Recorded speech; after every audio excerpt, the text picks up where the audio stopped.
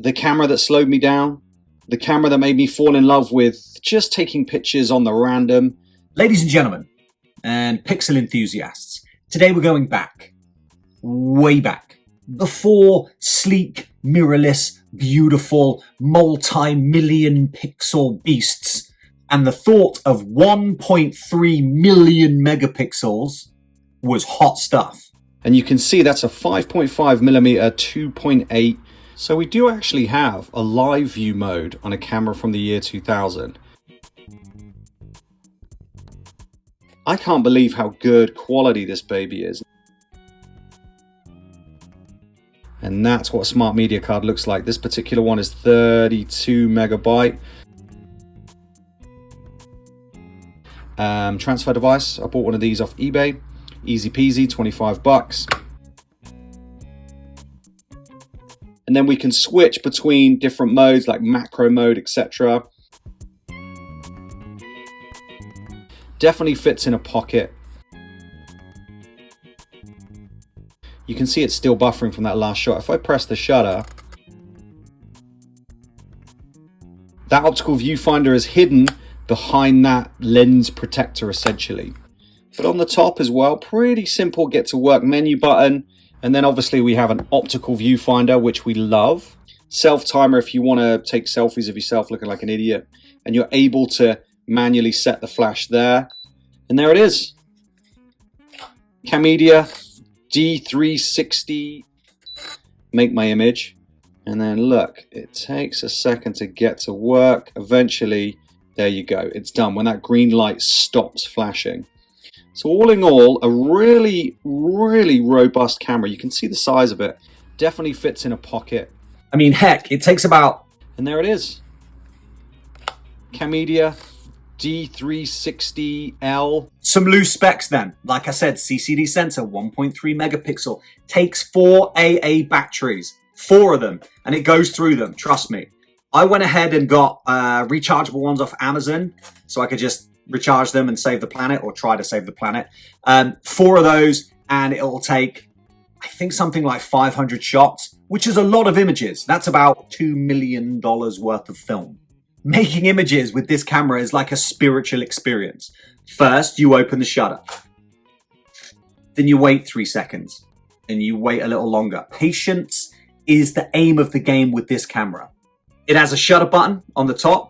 You press and hold to take your image or make your image, and you look through an optical viewfinder, you guys.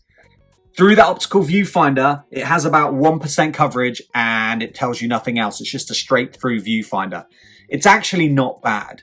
It is a fixed focal length, because zooming in the year 2000 was for cowards. Zoom with your feet, allegedly. The images, the image quality, the images are crispy.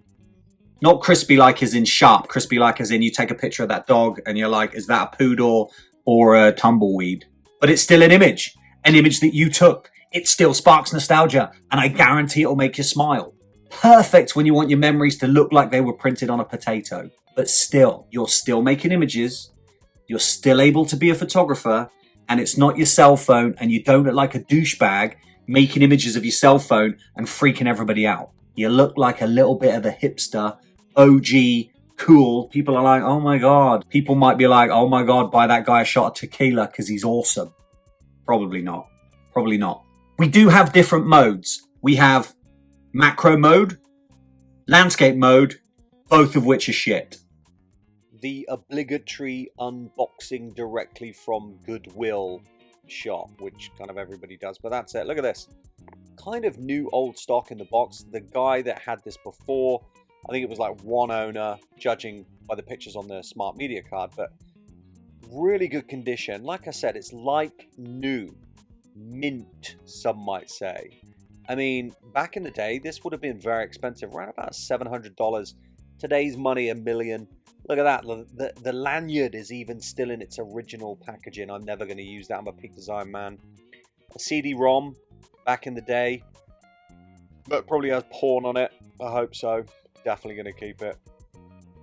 Has the original warranty that's never been signed, and its numbers matching.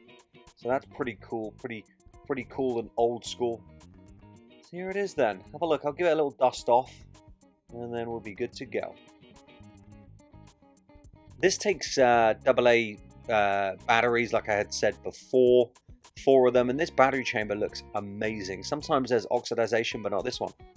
This is, like I said, like new, so I think I'm going to keep it. The pictures are not the best, but heck, it's so good. Good condition, so mine forever. When our daily shooters are at least 36 megapixels, back in the year 2000, we all thought our computers were going to blow up or take over the world in a Skynet fashion, but they didn't.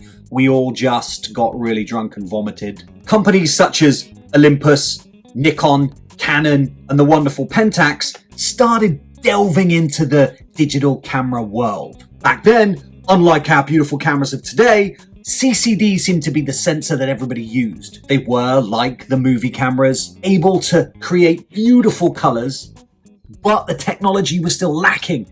So low megapixel was the only choice. Yes, ladies and gentlemen, these earlier CCD digicams used smart media cards. In some cases, the smart media card was a thing of beauty. As thin as a French delicious post-meal mint, as fragile as a Fabergé egg, and as robust as a SpaceX rocket. This beautiful, cutting-edge memory card has a total of 32 megabytes, MB. And those images had about as much dynamic range as a glass of water. You could escape no BS. With this camera and this memory card, you made an image, and what you see is kind of what you got. For the most part, was not very good images. The quality was poor. In some way, it was kind of grainy / noisy, but for all of you photography enthusiasts, for those of us who just enjoy making images, this is absolutely the way to go if you just want to rekindle, re-spark some of that magic that you definitely had at some point for photography. 2 days in an Amazon order to find a SD card reader. These cameras slow us down. I mean, heck, it takes about 3 seconds to boot up. You open the front slide, you open the front lens protector, some lights blink, the camera makes a horrible noise like a broken blender, and then Bob's your uncle, you're good to go. Making an image, press the shutter plane makes a horrendous noise, and it takes about 5 seconds to buffer. A 1.3 megapixel image is not going to win you any photography awards. But saying that, in today's age, when people are starting to realize the importance of slowing down, maybe they could. Maybe your images could win awards. Heck, back in the day, this is all they really had. This is the Olympus stylus. Of course, you can see the vibes are very similar to the last digital camera I showed you, because this, the most wonderful film camera that everybody recommends you stick in your camera bag if you like shooting film, the Olympus stylus vibes exactly the same as the Camedia 360L. They both share the fact that in order to start them up, you have to open them up clamshell-like, slide the lens protector away from the lens, and the camera starts up. In fact, the Muji or the stylus is slightly faster to get to work than this modern-ish digital camera equivalent. With this 32 megabyte card, I can take 80 images. I can instantly upload them to my laptop, put them through Lightroom, post them, do whatever I want with them. Whereas with the film, of course, I have to pay for the film, pay for developing or develop myself. And then that is prolonged, protracted. Not everybody wants to do it. And people don't want to spend the money on film anymore. So what I'm saying to you is, if you want to slow down and if you want to enjoy photography like you used to, then remove all the bells and whistles. Shelve your beast for now. Get on goodwillfinds.com. No, that website's closed, unfortunately. Shop Goodwill, eBay, Facebook Marketplace. You may find something like this. Maybe not even this one, but anything from the Camedia range, you're going to smile when you use. Total nerding out over the fire truck, but still, not a bad image. See if it's as red as my head after I just ran 5 miles. Here we go.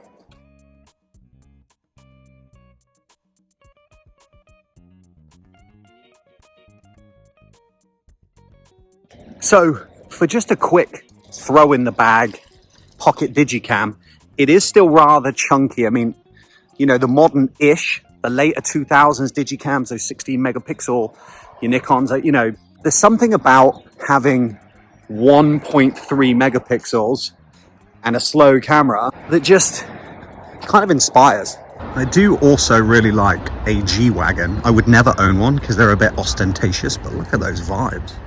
And that color, see if we can get these colors. It's like a green.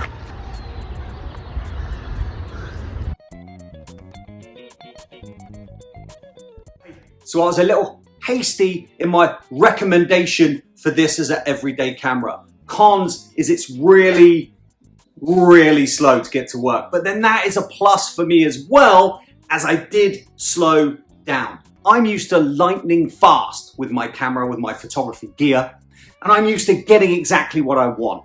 Back in Y2K, we really didn't get that. Yes, the film cameras back then were superb. You're looking at the Nikon F5, rapid film photography with awesome images and wonderful film stock. The 1.3 million megapixel on this is good, but I kind of love it.